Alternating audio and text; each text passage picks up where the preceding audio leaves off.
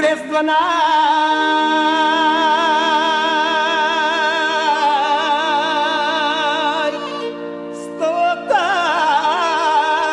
година.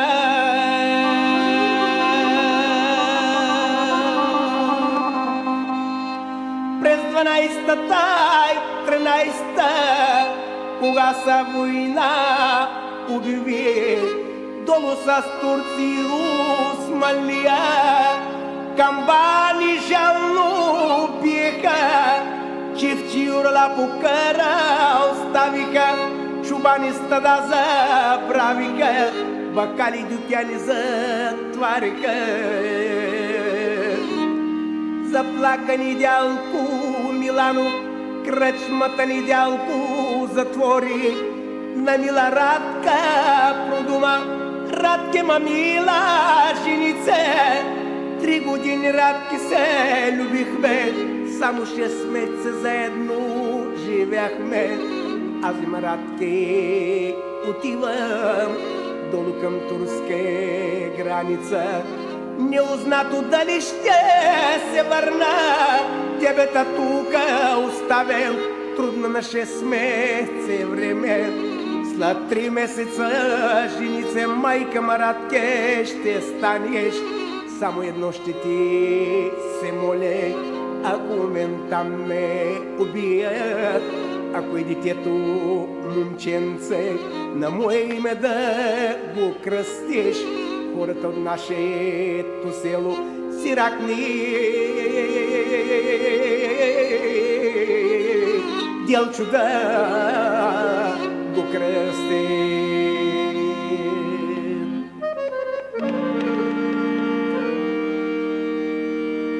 Ако мен там ме убият, на мое име да го кръстиш, хората от нашето село сирак Неделчо да го наричат. Сирак Неделчо без баща. Тези думи Недялко нареди и се в полка зачисли. Долу към турска граница ги свалиха. Нали са турци подгонили, до Одрин Карт стигнаха. Но турците чувал сториха. Много българи плениха. Там попадна и Недялко Миланов. В Цариград ги закараха. В Цариград на пристанище параходи да товарят и разтоварят. Денем параходи твариха, нощем ги в телени мрежи затвариха. Калове и дъждове лежака, по 300 грама хляб им даваха. Търпяха българи, рубуваха до 16-та година. Недялко на българи продума: българи, мили бе братя, нали сме съюз с гърците? Хайде на гръцки ръце да се предадем. Но без да знаят горките, че през 13-та година България и Гърция съюза развалиха. Тогава са лесно граница минаваме. Една вечер мрежи скъсаха, на гръцки ръце се предадаха. Гърците, като ги забраха, в остров Тасос закараха. Там близо до Нероните. Денем ги караха параходи да тварят и разтоварят. Нощем по 7 души в полуци впрягаха, маслинови гори оряха. От лошо на по-лошо българи попаднаха. Търпяха българи, рубуваха до 22 година. От 120 души пленници само 36 останаха. Една сутрин Недялко на българи пак дума: българи, мили бе брате, от 120 души пленници само 36 останаха. От турски ръце избягахме, на гръцки се предадахме, от лошо на по-лошо дойдахме. Утре е, брате, Никулден, празника на рибарите. Утре има лодки свободни. Да вземем лодка да открадем, навътре в морето да влезнем, да хвърлим, да се издавим. Кирлясаме, братко, брадясахме на хора, не приличаме. Това не е живот за нас. Сутринта ранко станаха, търсиха лодка и намериха. Навътре в морето навлезнаха. По 3 пъти един до друг прошка вземаха. Но никой не смее пръв да се хвърли, като всеки от тях знаеше, че по тяхните домове се надяват милите майки и бащи, млади булки и дребни дечица. Това време лодка се зададе. лодката караше Йосиф гърчето. По български им селям отдаде и на българи продума. Има ли някой от вас да знае да смята и да пише? При мене ще го отзема. Живота му гарантирам, заплата ще му осигуря. Като зачу Недялко тези думи, с българи прошка от зима. В лодката при Йосиф се прихвърли. В това време параход създаде. Българи бяло знаме развяха, пленници за Франция заминаха, а Недялко и Йосиф двамата почнаха търговия да търгуват. Караха двама, търгуваха, едра и дребна търговия. Много се добре спогаждаха.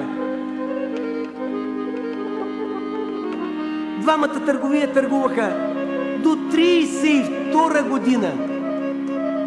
Една сутрин Недялко ранко подрани, до лодката застана и към България погледна и дребно сълзи порони. Йосиф Недялко попита: толкова години стана търгуваме, не бях те видел да плачеш. Дали не си Недялко доволен от облеклото и храната или от моята малка заплата, ако искаш да те оженя за някакво наше гъркинче? Чак тогава Недялко се обади: наистина, Йосиф, че много години търгуваме, но не бях ти, брат, поразправил. Кога от България потеглих, оставя булче трудно на 6 месеца и си на Радка поръчах, ако е детето момченце, на мое име да го кръстят. Сънувам с нощта булчето, милувам Йосиф детето. Ако си човек съвестен, вземи документи да ми снабдиш, като търгувец в България да ме изпратиш. Ако ме чака булчето, ако е живо детето, при тебе няма да се върне. Ако Радка се е оженила, ако детето го няма, тогава пак ще се върна, тогава да му ожениш за някакво ваше гъркинче. Йосиф излезна човек съвестен. Взема документи, му снабди, като търгувец в България го изпрати. Стъпна Недялко на българско, взема шепи пръси и целува и на ума си думаше: жив бях, Боже, на българско да стъпна.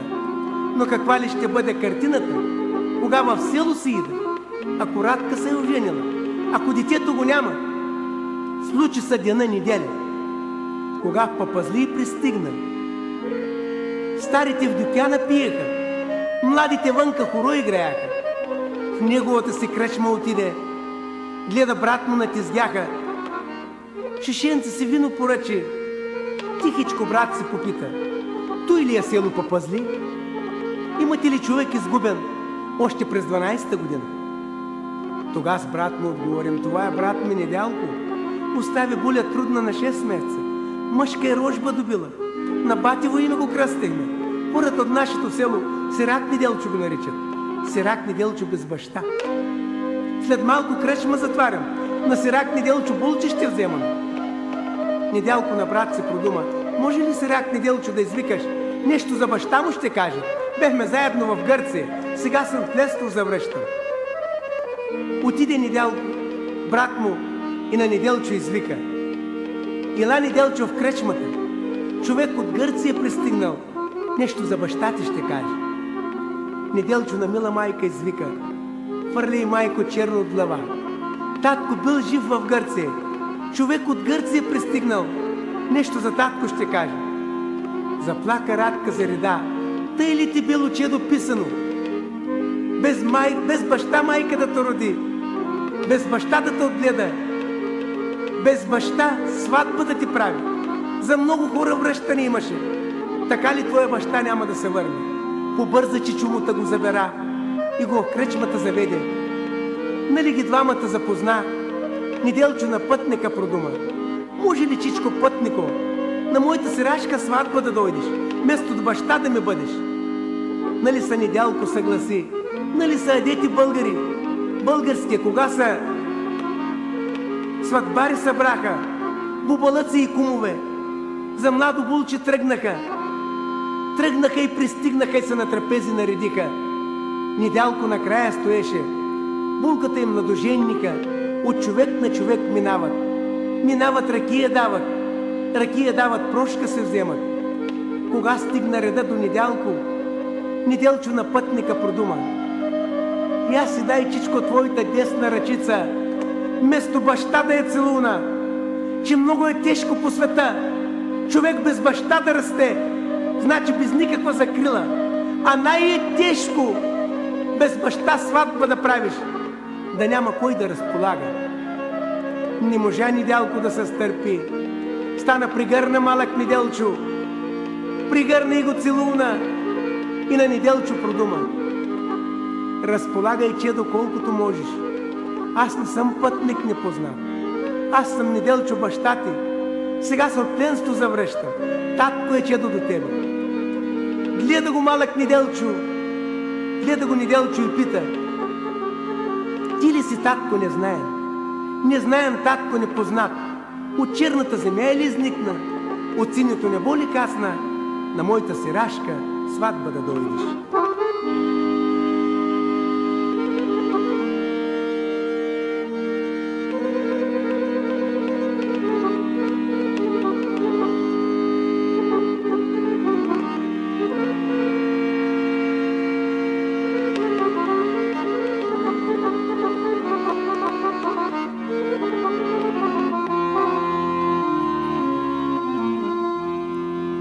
Кога сватбата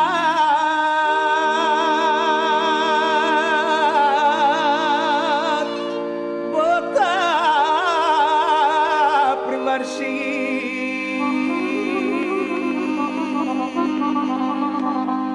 Недялко булката и младоженика забера, на двамата им разправя за неговото пленничество в Турция и Гърция, как се в България завърнал, каква е сватба намерил, а те двамата пишеха, всичко го на песен направиха. Пред много хора да се пее, да слушат млади и стари, какво